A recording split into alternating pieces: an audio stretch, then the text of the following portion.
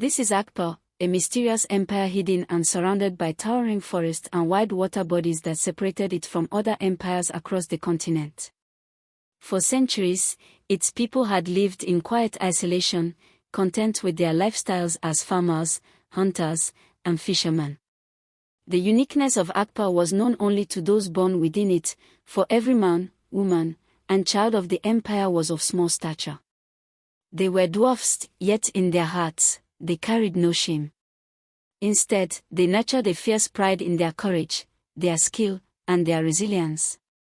They tilled the land with unmatched diligence, their short but strong hands shaping harvests that fed them year after year. In the rivers, they cast their nets wide, hauling in fish that sustained families through the seasons. And in the forest, they moved with the precision of shadows, hunters whose spears rarely missed their mark. Short in body but mighty in spirit, the people of Akpa did not see their stature as a curse. It was the way of life passed down through countless generations. Among them was a notable young man whose fame transcended the borders of Akpa itself. His name was Ebem, and though he was only 25 years old, he had already carved his place as a living legend. Broad of chest, strong of arm, and sharp of eye, he had achieved what many considered impossible. Time and again, he faced beasts that threatened farms and families, and each time, he emerged victorious. When others faltered in the hunt, Ebem never returned empty-handed. His skill, courage, and wisdom earned him the title of the King of Hunters, bestowed not by royalty but by the will of the people. Children sang of him in playful chants, maidens cast lingering glances in admiration, and elders, long cautious with their trust, placed in him the hopes of Akpa's future. Though no taller than any other dwarf, his spirit stood like a giant among his people. One morning, Ebem gathered his companions for the day's hunt. Spears glistened with fresh polish, bows were tightly strung, and quivers hung heavy with arrows tipped for precision. The hunters set forth into the dense forest, their steps silent, their bodies moving in harmony with the world around them. To these men, the forest was both an ally and a rival, full of abundance yet veiled with danger. Every sound carried meaning, the rustle of leaves, the distant cry of a bird, the faint snap of a twig. The shadows of ancient trees stretched long across the earth, and shafts of sunlight broke through in golden patches, lighting their path like scattered blessings. It was an ordinary hunt, or so they believed. Yet destiny had woven something extraordinary into the thicket of that day, something that would alter not only Ebem's life but the fate of the entire empire. Deep within the forest, Ebem halted suddenly. His instincts, sharpened by years of survival, warned him of movement beyond the ordinary. His eyes narrowed, tracing the flicker of motion among the shadows. What he saw made his heart race with both awe and alarm. There, moving with confidence through the undergrowth, were two men unlike any he had seen. They were impossibly tall, towering far above the shrubs, their long strides devouring the ground beneath them. Their shoulders were broad, their posture assured, and their presence alien to the eyes of Akpa's hunters. They were not beasts, nor were they spirits, they were men, but men whose size defied everything the hunters had ever known. Ebem's chest tightened with the weight of the unknown. Without hesitation, he signaled his men, and with practiced silence, the hunters of Akpa began their pursuit. The chase was swift, a test of endurance between two worlds. The strangers, realizing they had been spotted, sprinted with astonishing speed, their long legs carrying them over roots and across ridges. Yet the dwarfs of Akpa were not easily shaken. Though their legs were short, their knowledge of the forest was unmatched. They cut through secret paths, scaled hidden ridges, and wove ambushes with instinctive precision.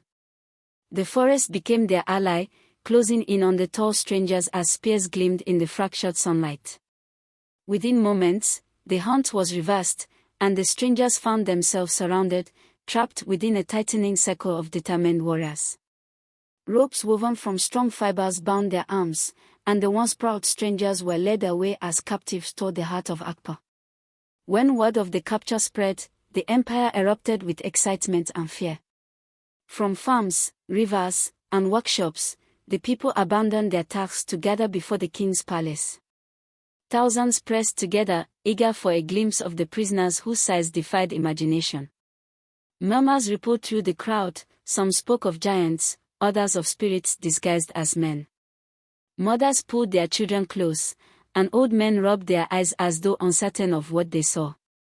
Before the king of Akpa, the prisoners stood unbowed, their heads nearly brushing the beams of the hall, their eyes steady with unbroken pride.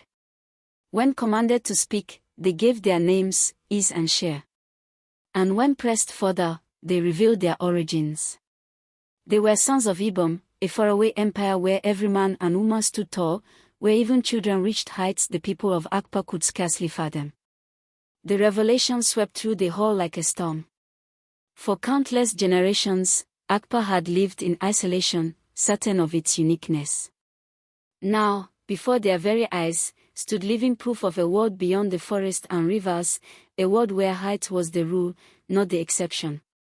The king sat in silence, weighed down by the implications. But it was Ibe who stepped forward, his voice clear and commanding. He declared that one prisoner, Is, would be freed, but not without a duty.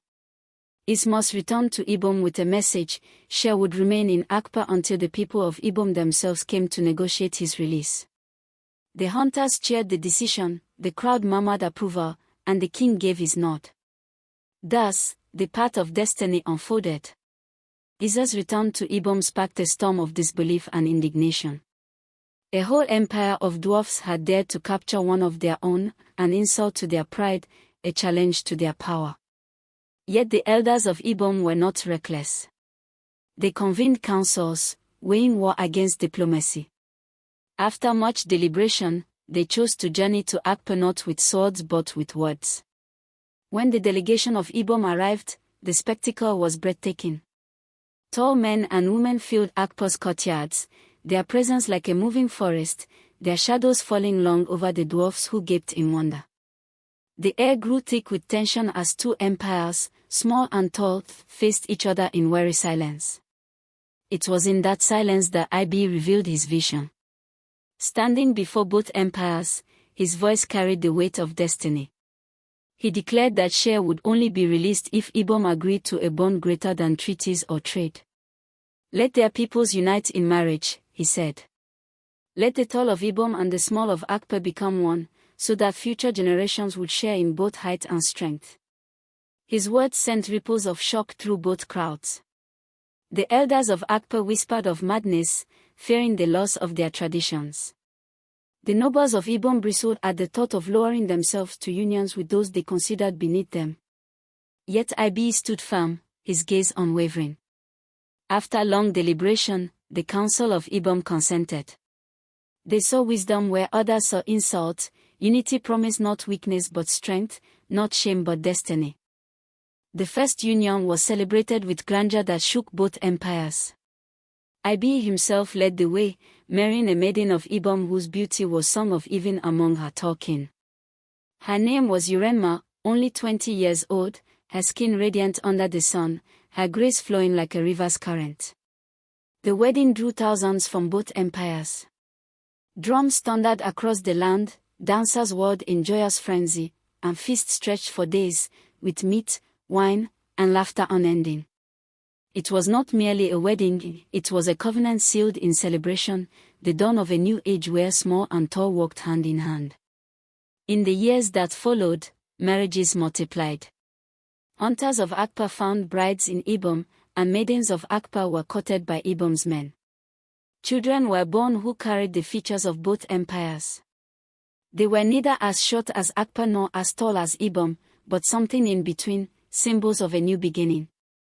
With every birth, Akpa began to change, not only in stature but in wealth and knowledge. Ebem brought tools of iron, art of governance, and new paths of trade. Akpa offered its unmatched skill in farming, fishing, and forest craft. Together, they flourished, their combined strength greater than either could have imagined. But unity was not without resistance. In the shadows of prosperity, doubts festered. Some in Akpa whispered that their identity was fading, their pure heritage diluted. Elders muttered of old ways being abandoned, of dwarfs vanishing into memory. In Ebem, pride stirred resentment. Many sneered at the unions, unwilling to accept the mingling of blood with those they deemed lesser. The unity, though real, was fragile, constantly threatened by the pride of one and the fear of the other. Yet through it all, Ibe stood as the bridge. His wisdom soothed disputes, his courage dispelled doubts, and his marriage to Urema remained the living symbol of what both empires could achieve together. Decades passed, and the tale of Akpa and Ebem spread far and wide.